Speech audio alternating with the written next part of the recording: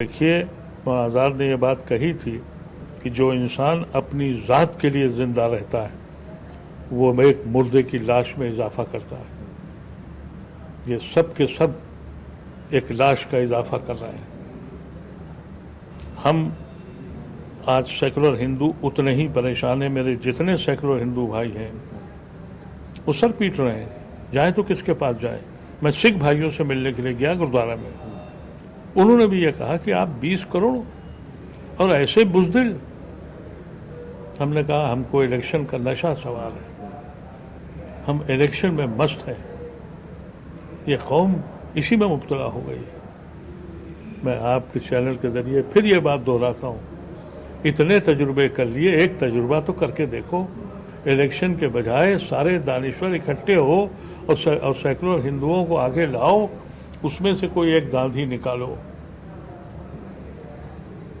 अब हालत तो ये है कि सरवारकर बुलबुल के चिड़ियों पे उड़ रहे हैं, यानी एक नए भगवान की तलाश हो रही है।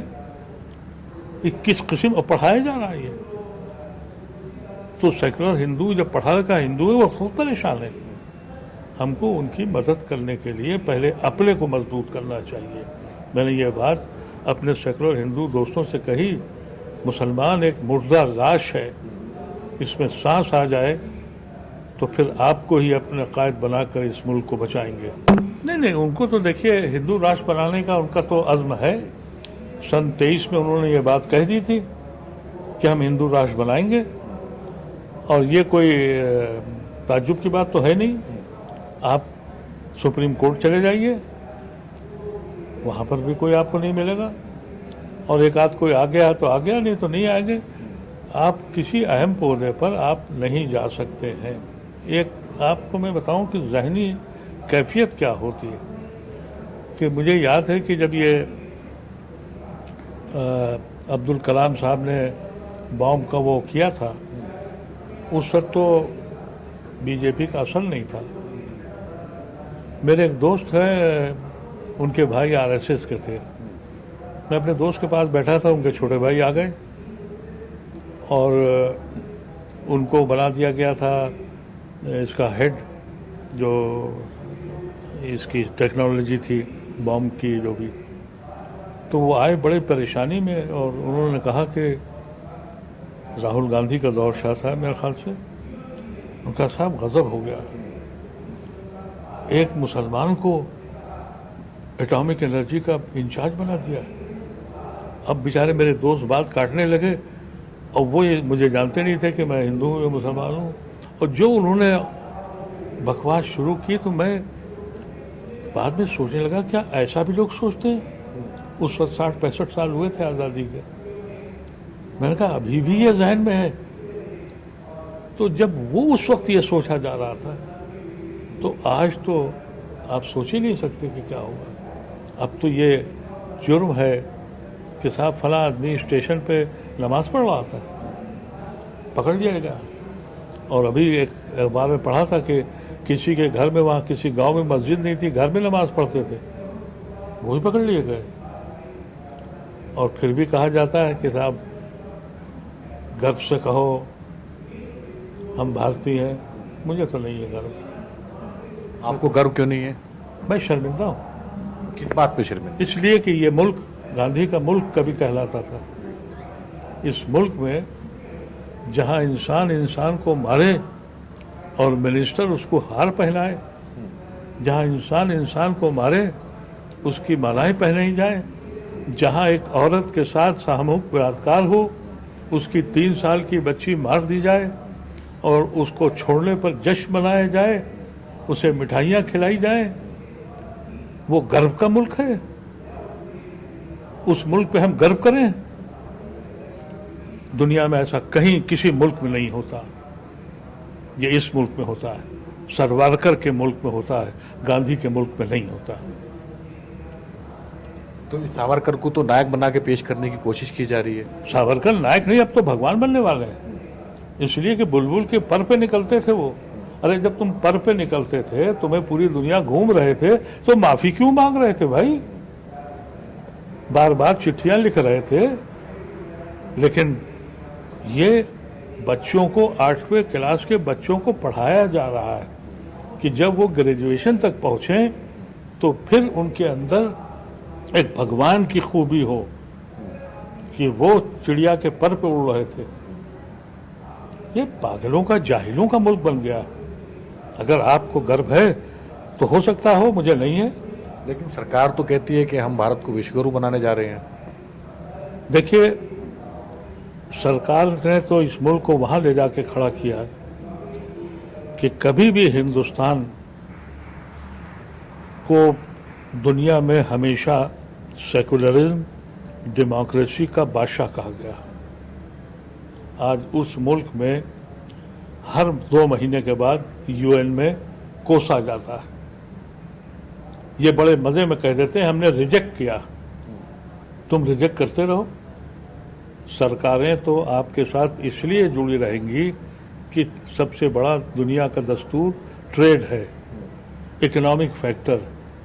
हिंदुस्तान को दुनिया का मार्केट बनाने वाला मनमोहन सिंह है। अगर 10 साल मनमोहन सिंह न हुए होते तो दुनिया में इसका नाम, हिंदुस्तान को लोग खुलेआम गाली दे रहे होते। और वहाँ के मुल्क के लोग देते हैं। सरकार इसलिए चुप है कि मनमोहन सिंह ने 10 साल अपने उसमें और 5 साल फाइनेंस मिनिस्टर की हैसियत से इस मुल्क को वर्ल्ड मार्केट बना दिया। इसलिए गवर्नमेंट आपको मामलात मिल जाएंगे, लेकिन वहाँ के अखबारात, वहाँ के आप सेमिनार्स और वहाँ के आर्टिकल्स अगर आप पढ़ें दुनिया के अखबारों के, तो हिंदुस्तान का मजाक उड़ रहा है। हिंदुस्तान कहीं है ही नहीं। आज भी ह्यूमन रिसोर्सेज में, आज मैंने अखबार में देखा 2 पॉइंट और नीचे गया। 180 में से 147 आ गए नीचे से। और ये कह रहे हैं कि हम एक, वो जो कल तमाशा हुआ, एक इवेंट होते हैं, कल एक इवेंट हुआ राजपथ का। कोई नई सड़क बनाई थी तुमने, कोई नक्शा बनाया था, नहर लंबी कर दी, सड़क चौड़ी कर दी, लाइटें लगा दी, कहने लगे साहब एक काम हो गया। मुझे एक काम बताइए जो कर दिया हो। ये कहा जाता है ये होगा, 15 लाख आएंगे, वो जितने भी काम है आएंगे, होंगे। जो काम हुए, जैसे अभी एक नेवी का जहाज बना है, मनमोहन सिंह ने शुरू किया, फोटो इनकी छप गई कि साहब हमने बनाया। अरे मनमोहन सिंह ने इस पे करोड़ों रुपया लगा के चलाया। वो कश्मीर की टनल जिससे जम्मू और श्रीनगर को जोड़ा गया, एक यूनिक काम था, मनमोहन सिंह ने बनाया। इनका कोई एक काम जो 8 साल में शुरू हुआ हो, आज कंप्लीट हो गया हो। एक वो पटेल की स्टैचू बनाई गई, वो मूर्ति भी चाइना से ला के खड़ी कर दी। ये काम है इनका। देखिए, तो पावर की बात है कि बदनसीबी की बात है कि जो इंसान शहर बदर हो गया हो, वो डिसिप्लिन सिखा रहा है हमको। इस मुल्क का होम मिनिस्टर है। कोई पढ़ा लिखा आदमी की बात करिए, किसी एक ऐसे आदमी को बताइए कि जिसकी मिसाल हो। ये जितने भी नाम ले रहे हैं, कल उन्होंने स्टैचू लगाया सुभाष चंद्र बोस का, कांग्रेसी, शदीद दुश्मन आरएसएस का, अपना लिया। वल्लभ भाई पटेल, जिन्होंने इनके ऊपर बैंड लगाया था, कहने हमारा। तो ये जब इन्होंने, आप अंदाजा कीजिए कि जवाहरलाल नेहरू की फोटो गायब है, और ये बीमार लोग हैं, इन पे तबसरा करना अपना वक्त ख़राब करना है। लेकिन जब शमा बुझने लगती है तो उसकी लौ बहुत बढ़ जाती है। ये आखिरी स्टेज है और ये शमा बुझेगी। देखिए, ऐसा है कि अगर ये 24 में वापस आ गए किसी तरीके, इसलिए आ सकते हैं, इलेक्शन कमीशन इनका है, सारे इंस्टीट्यूशंस इनके हैं, कुछ बेईमानी भी करेंगे, जो भी है। नहीं है तो बाद में खरीदेंगे, क्योंकि अब तो ये भी काम इनका है, तब तो ये खरीदते भी हैं जो जीत जाए। क्योंकि आज का एमएलए एमपी जो है वो जानवरों की तरह मंडी में बिकता है, तो खरीदने की बात कर रहे होंगे। लेकिन आप यकीन करें अगर रह जाएंगे तो ये मुल्क तो नहीं बचेगा। ये मुल्क नहीं बचने वाला है। इस मुल्क में की जो जड़ें मजबूत की थी नेहरू और नेहरू ख़ानदान ने, उसकी चूल्हे तो हिला दी हैं इन्होंने। और इनका सबसे बड़ा दुश्मन जो है, अभी मैं कल देख रहा था व्हाट्सएप पे कि साहब नेहरू अगर ना होता तो ये पार्टीशन नहीं हुआ होता। 20 करोड़ मुसलमान तो इनसे झेले नहीं जा रहे। अगर पार्टीशन ना हुआ होता तो यहाँ कितने मुसलमान होते? 50 करोड़। और जो दलित हैं 50 करोड़, वो दलित रहते हैं, मुसलमान हो गए होते। जो समझ में नहीं आया इनकी, बैठे बैठे डींगे मार रहे, क्योंकि पार्टीशन इन्होंने खुद कराया था, आरएसएस ने कराया था। लेकिन अब किसको क्या बताया जाए कि ऐसा है कि सियासी बातों में तो मुझे बहुत मायूसी है। सबसे बड़ा नुकसान इन्हीं लोगों ने किया है। मुझे बहुत कम लोग ऐसे दिख रहे हैं अभी भी जो इस मुल्क के लिए सोच रहे हैं। हर पार्टी अपनी पार्टी को एक्सपेंड करने में लगी हुई है, उसको मुल्क से कोई लेना देना नहीं। केजरीवाल अपना एक्सपेंड कर रहे हैं, जहाँ जहाँ कांग्रेस की हुकूमतें हैं उनका स्पेस छीन रहे हैं। मायावती ममता बनर्जी का आज मैंने बयान पढ़ लिया कि सब लोग मिल जाइए और हम लीड करेंगे।